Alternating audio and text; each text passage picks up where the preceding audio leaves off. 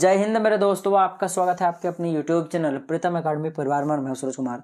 आज हम लोग जो आपका आज साइंस का जो क्लास 10 का विज्ञान का पेपर हो उसके आंसर की पर बात करेंगे।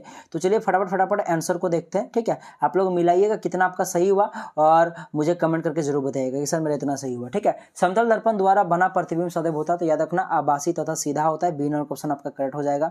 चलिए आगे बढ़ते हैं नेक्स्ट प्रश्न की ओर। नेक्स्ट प्रश्न है गोले दर्पण की चौड़ाई को कहते हैं तो उसको हम लोग द्वारक कहते हैं। सी नंबर क्वेश्चन आपका करेक्ट हो जाएगा। चलिए आगे बढ़ते हैं। जब प्रकाश विरल माध्यम से सघन माध्यम में तिरछा होकर जाता है तब दिखाए तो आपतन कोण आई और अपवर्तन कोण आर के बीच संबंध क्या होता है। तो कोण जो आई होगा ये बड़ा हो जाएगा कोण आर से, क्योंकि जो लाइट होगा वो अभिलंब की ओर झुक जाएगी। ठीक है, इस कारण से आर का मान छोटा हो जाएगा और आई का मान बड़ा हो जाएगा। तो बी नंबर क्वेश्चन आपका करेक्ट हो जाएगा। चलिए आगे बढ़ते हैं नेक्स्ट प्रश्न की ओर। आंख के रंगीन भाग को क्या कहते हैं? परितारिका कहते हैं। बी नंबर क्वेश्चन आपका करेक्ट हो जाएगा। चलिए आगे बढ़ते हैं नेक्स्ट प्रश्न की ओर। स्पर्श देखने की न्यूनतम दूरी कितनी होती है? 25 सेंटीमीटर। ए नंबर क्वेश्चन आपका करेक्ट हो जाएगा। प्रिज्म द्वारा किस रंग के प्रकाश का विचलन सबसे अधिक होता है? तो याद रखना बैगनी का सबसे अधिक होगा इन ऑप्शनों में और लाल का सबसे कम होगा। तो फिलहाल डी नंबर ऑप्शन आपका करेक्ट हो जाएगा इसका।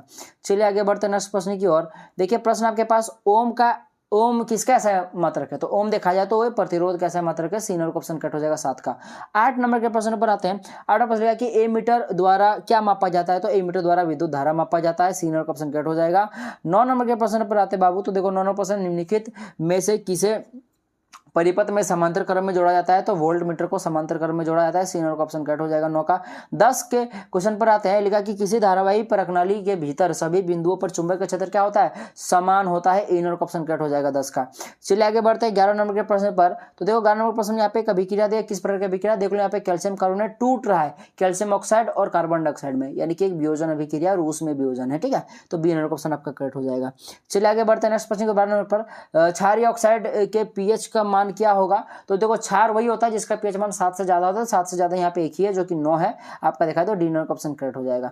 चलिए आगे बढ़ते हैं नेक्स्ट प्रश्न की ओर। 13 नंबर के प्रश्न पर। अच्छा, शरीर में भोजन का पाचन किस प्रकार की अभिक्रिया है? तो एक प्रकार का वियोजन अभिक्रिया है। बी नंबर का ऑप्शन करेक्ट हो जाएगा। ये ऊष्माक्षेपीय अभिक्रिया भी होता है, याद रखना मेरी बात। अच्छा चलिए आगे बढ़ते हैं नेक्स्ट प्रश्न की ओर। 14 नंबर के प्रश्न पर आते हैं। 14 नंबर का प्रश्न है हमारे पास।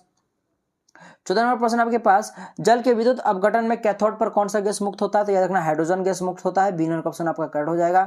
चलिए आगे बढ़ते हैं। निम्न में से कौन सा पदार्थ का जलीय विलयन नीले लिटमस पत्र को लाल कर देता है? नीला को लाल करता है, यानी कि वो अम्ल होगा। और यहाँ कहीं भी ऑप्शन में अम्ल नहीं है, तो आपके पास देखा जाए तो डी नंबर का ऑप्शन करेक्ट हो जाएगा। इनमें से कोई नहीं। ठीक है, अम्ल नहीं, लाल मत मार दीजिएगा, अम्ल होना चाहिए। बच्चा क्या करेगा? गलती से लाल मार देगा, सुनने में जैसा लग रहा है इसलिए। बेकिंग सोडा का रासायनिक सूत्र होता है, देखा है तो sodium hydrogen carbonate NaHCO3। C number option आपका करेक्ट हो जाएगा।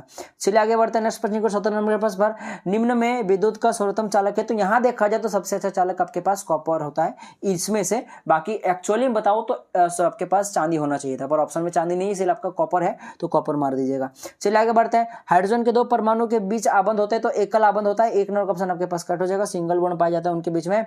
चलिए 19 नंबर के प्रश्न पर आते हैं। एल्किन का समास होता है CnH2n होता है, याद रखना मेरी बात। सी नंबर ऑप्शन करेक्ट हो जाएगा। चलिए हम लोग आगे बढ़ते हैं 20 नंबर के प्रश्न पर।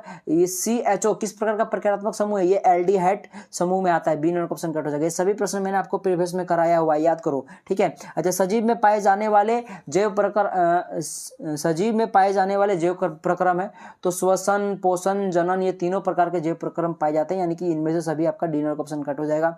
चलिए 22 नंबर के प्रश्न पर आते हैं। लिखा हुआ यहाँ पे निम्न में किसे पौधे का प्रकाश संश्लेषी इकाई कहते हैं? तो निम्न में किसे पौधे का प्रकाश संश्लेषी इकाई कहते हैं? तो देखा जाए तो आपके पास क्लोरोप्लास्ट ही पौधे की प्रकाश संश्लेषी इकाई है। इन ऑप्शन आपका करेक्ट हो जाएगा।